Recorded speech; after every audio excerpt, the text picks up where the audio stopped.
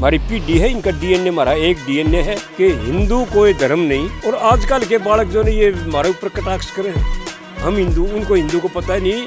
Supreme court के judgement के अनुसार हिंदू ये रिलीजन नहीं है, हिंदू ये वे ऑफ लाइफ। हम मानने को तैयार नहीं, हिंदू रिलीजन है, मानने को तैयार नहीं, हिंदू के वे ऑफ। वो सारे के सारे निकरधारी कच्चाधारी जो चून मंगे भीख मंगे है ना, सारे वह दिखाई दे रहे हैं उससे कि जिस देश का सत्यानाश करना, उनके युवाओं को, उसकी एजुकेशन को कति समाप्त कर दो, नशे में धकेल दो। मन ऐसा लग गया कि एक दिन ये न्यूज कहेगा हर लुगाई ने एक एक सोने का हार दूंगा, ये सारी बाजी अंडेगी। उसमें मंदिर के ऊपर पुलिस खड़ी है और वहाँ पे वो अशोक बाबा वो उठा के गोली चलाओ से। ये तो अगर न्यायपालिका थोड़ी सी सख्त ना होती तो ये तो पहले बुलडोजर हमारा घर नहीं भी चल ले तो वो बात सवा टिकट आड़ी है। ये हमारे ट्रैक्टर से अपने मुँह कर लेंगे ना तो ये बेसकी भी निकला कि पैंट पहन ली, सबके मुँह उड़े की उड़े रह जाएगी दिन तरह। ये हमने तो इनकी ब्याह शादियाँ में गए से रोटी पानी भी खास। हाँ हमने मतलब बहुत बढ़िया इनका हिसाब किताब सबके में एक मारा तो सत्यानाश इन बड़का ने कर रखा है, कति नहीं समझते ना समझे। ये क्यों खाम कर हमारे मुँह से ज़्यादा कवाओ, इनका तो धंधा है ये अदला बदली का और कोई रौला कोई ना नहीं। मेरे ऊपर तो नोटिस भी आ ली है, सारी बात आ ली, कोई बात नहीं। हिंदू राष्ट्र नहीं चाहते जब हिंदू तो बैन सुप्रीम कोर्ट में लगा दिए, ये शब्द ही नहीं बोल सकते। मैं बोल दूंगा तो मैं तो कल भीतर ठोक देंगे, ये मेरे बेटे हिंदू क्यों बोल लिया। मर्द बालक भी तंग आ लिए सारे पढ़े लिखे से, वो जब वह वीडियो और जो उनके बाइटर वो देख। आप सबको नमस्कार। अभी मैं हूँ झज्जर ज़िले के ढाकला गांव में। मेरे साथ यहाँ के ग्रामीण हैं और शख्स को आप देख पा रहे होंगे, प्रधान जी को, डॉक्टर ओम प्रकाश धनखड़ इनका नाम है, रिटायर्ड कृषि विशेषज्ञ हैं।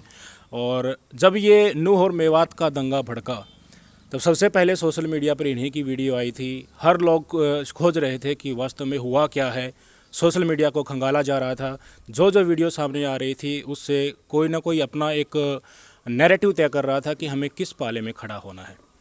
जो दो तरह के नैरेटिव बन रहे थे। जितने भी हरियाणा के नौजवान हैं वो किसी न किसी तरह जो बजरंग दलों के द्वारा जो नैरेटिव सेट किया गया था उस पाले में जाते हुए दिख रहे थे।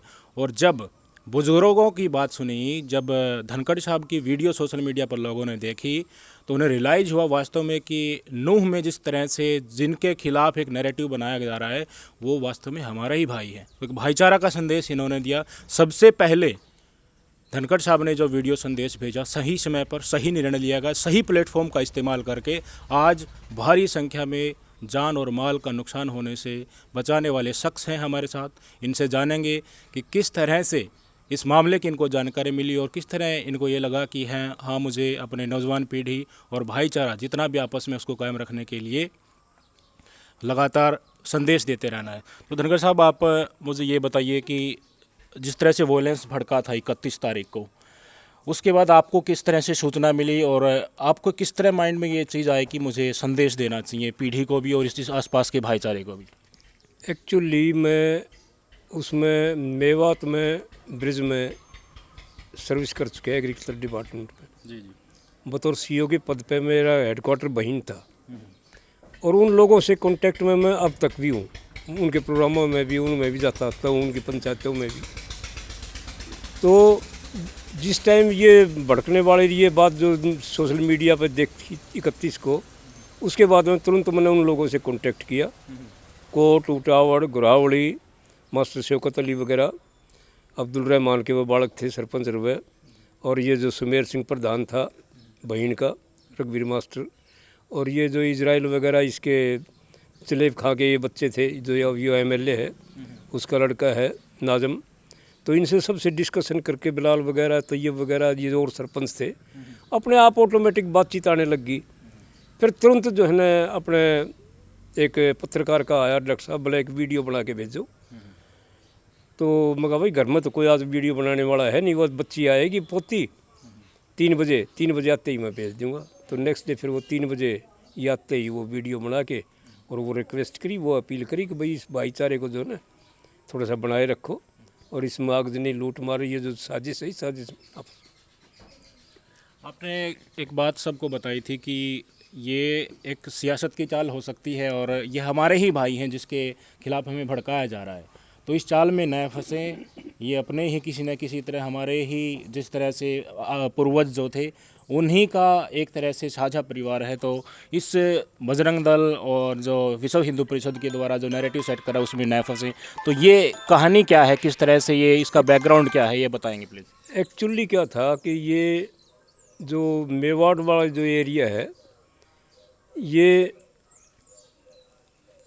हम जो सर्विस करी उस टाइम में जून 87 में चौधरी देवलाल की सरकार आई। सरकार आते ही मेरी ड्यूटी पेंशन बनाने में लग गई बुज़ुर्गों की, और फिर बांटने में भी लगी। फिर बनाते वक्त तो इतना ध्यान नहीं दिया, बनाते वक्त तो सिर्फ इतना था कि बाप दादा के उनके नाम आ जाया करते सामने। फिर थोड़ी सी गहराई में गए हम जिस टाइम बांटने लगे उस टाइम पेंशन। बाकी थोड़ा थोड़ा न्यू पता लग गया था कि भाई ये पहले हिंदू थे।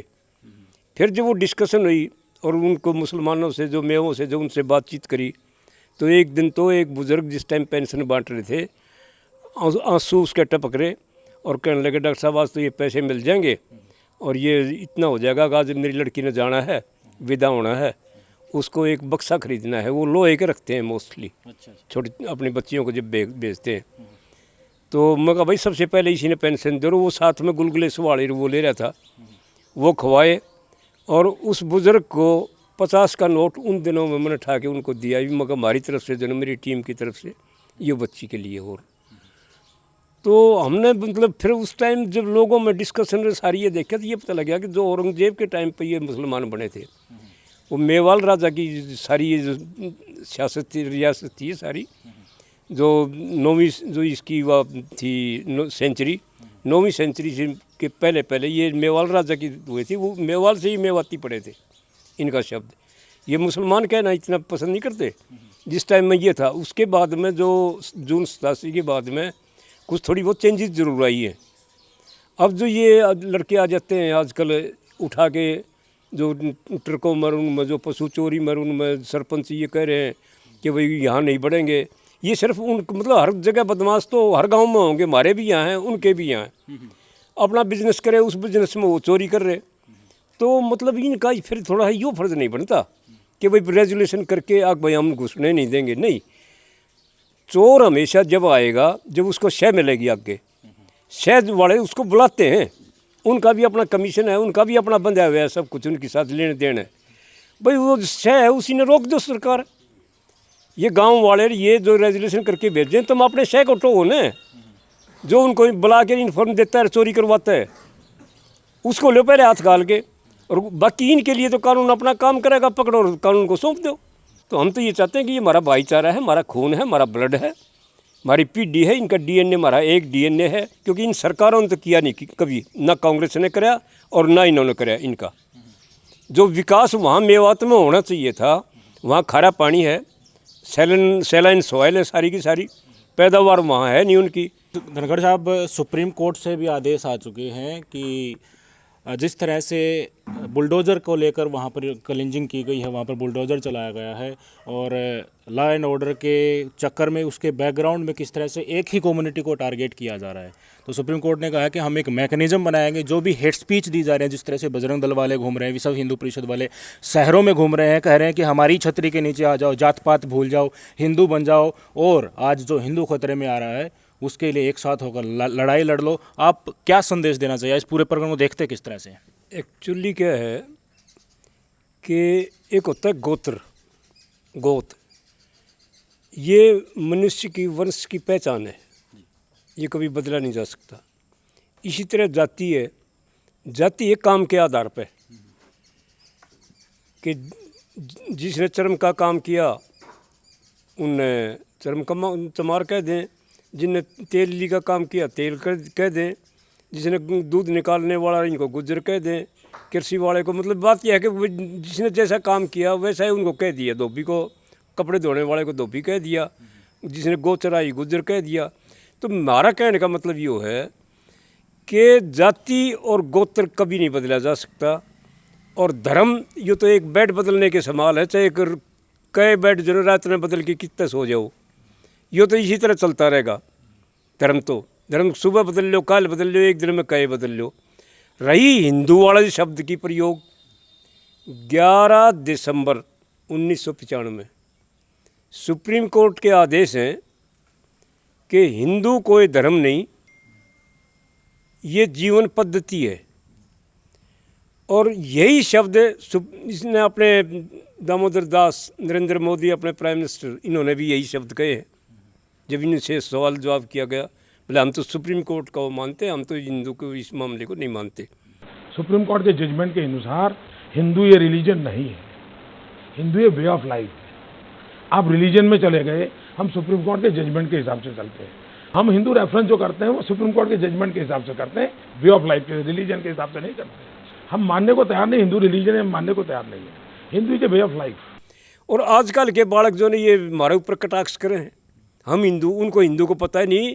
हिंदू शब्द के ऊपर जो 11 दिसंबर 1995 को जो सुप्रीम कोर्ट के आदेश है, उसमें बैन किया गया है कि सार्वजनिक जगह पर इसका आप नाम का उपयोग नहीं कर सकते हिंदू का।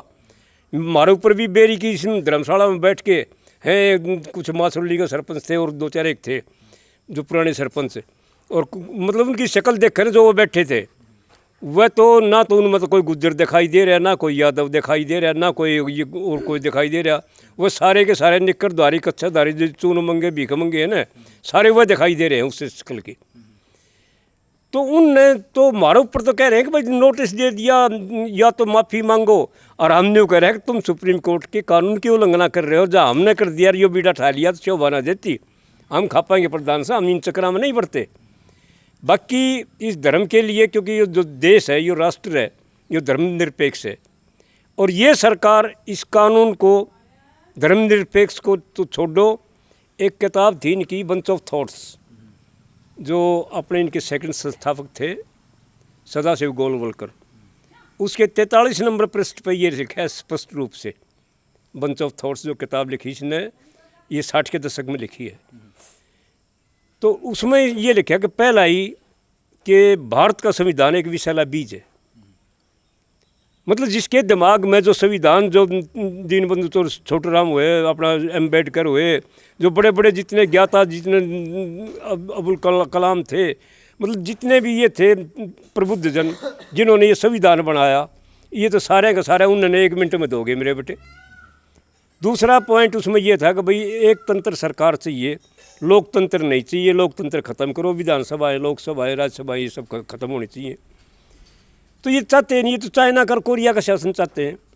तीसरा पॉइंट इन्होंने ये दिया कि भाई SC ST, जिस तरह लॉर्ड मैकाले वाला सिद्धांत कि जिस देश का सत्यानाश करना, उनके युवाओं को, उसकी एजुकेशन को कतई समाप्त कर दो, नशे में धकेल दो। जिस तरह ये बांद्रा बंदरगाह पर तो निर्रे आज इतने करोड़ की, आज इतने अरब रुपए की, या हीरोइन पकड़ी गई, नशा पकड़ा गया, वही खेप की खेप सारी चल रही। तो इन्होंने तो इस एजुकेशन को समाप्त करने के लिए एक बीड़ा उठा दिया, SC ST OBC, इनके बच्चों को कम से कम दाखला दो। उस किताब में लिखा है ये पॉइंट। सरकारी स्कूल ही बंद होने लग रहे से, मतलब इनका तो वो हिसाब किताब से जो 1940 में इसी गोलवलकर ने, जो सदाशिव गोलवलकर था, जो 1940 में किताब लिखी, we and our nationhood defined. उस किताब में ये लिखा है कि भी अगर भूल से सत्ता हाथ लग जाए, जिस तरह ये भूलते हैं, झूठ बोल के इतने इतने लाख देंगे, वो पहुँचाएंगे, ईब और करेंगे, ईब कह देंगे कि मैं जो ना हरिजना का, वो रविदास का या उनके मंदिर बनाऊंगा, और अब जो हाँ ये जुमले फिर फेंकेगा, जिस तरह पद से कह था, अब वो तो चुनावी जुमले थे, ईब और फेंकेंगे। मन ऐसा लग गया कि एक दिन ये न्यूज भी कहेगा, हर लुगाई ने 1-1 सोने का हार दूंगा, ये सारी बाजी अंडेगी, लोभ की तरफ न धकावना। मतलब इनने सवाए जुमला का दूसरा काम नहीं। तो हम तो ये कहा कि भाई इनके जुमला तरीन थे बच्चों, उसमें ये शब्द लिखे थे, we and our nationhood defined में, जो 1940 के दशक में लिखी, कि अगर भूल से सत्ता हाथ लग जाए तो उस देश की सरकारी संपत्ति, जल जंगल और ज़मीन अपने 2-3 धनाढ़ विश्वसनीय साथियों को सौंप दे, और देश में 95% देश में भूखमरी पैदा कर दे। तो इन्हें तो एक 70 चाइना की उनकी तरह राज चाहिए, इन्हें तो अपने गुलाम चाहिए, इन्हें कोई मतलब नहीं किसी किस्म से भी। कल 13 अगस्त को हिंदू महापंचायत होने वाली है गुरुग्राम एरिया में। वो कह रहे हैं कि हम इसी सावन में फिर से निकालेंगे यात्रा को, और बड़े ही हुजूम के साथ निकालेंगे। जिन्होंने हमारे ऊपर अब की बार आक्रमण किया है वो देख लेना, हम ऐसा यात्रा में हुजूम इकट्ठा करेंगे और ऐसा संदेश देंगे जो हमेशा तक याद रखा जाएगा। आप क्या कहना चाहेंगे? वो जो नू से मंडकोला रोड है, उसमें कोई कारीगरी ईसाई गांव है, उसमें वो पंचायत है, मेरे द्वारा निमंत्रण भी आ रहा है उस पंचायत का। तो ये पता नहीं किस वे कैसे निमंत्रण भेजे हैं। उसके बाद में फिर एक और से 30 तारीख से फिर एक और से, ये कई 3 पंचायतों का ये निमंत्रण आया है, मेरे द्वारा मैसेज आ लिया। ये लोग चाहे कितना जोर लगा लियो, प्रशासन इनके चक्कर में नहीं आओगा। एक बार फंस लिया इन राजनेताओं के चक्कर में, जो ये साजिश थी रची रचाई बहुत पहले की साजिश, क्योंकि चुनाव आ गया 2024 का, तो ये 2024 का चुनाव आ गया, इन्हें तो अपना धंधा करना है और राजनेताओं का सारा ये दबाव पड़ रहा है। नहीं तो ये प्रशासन तो, यह जो ममता है, या तो एक मतलब इतनी बोल्ड लेडी, इतनी बोल्ड अफसर, और बेजारनिया इसका तो कहना है कि इसे जो इनकाउंटर उसका कराया राजस्थान में करवाया कराया के, मतलब असली बात यह है कि जो मार बदमाश डकैत किलर जो नहीं काबू में कराया, हमने तो ऐसे अफसर बैठे हैं, चलो बेजारनिया तो ये पहुँचा है।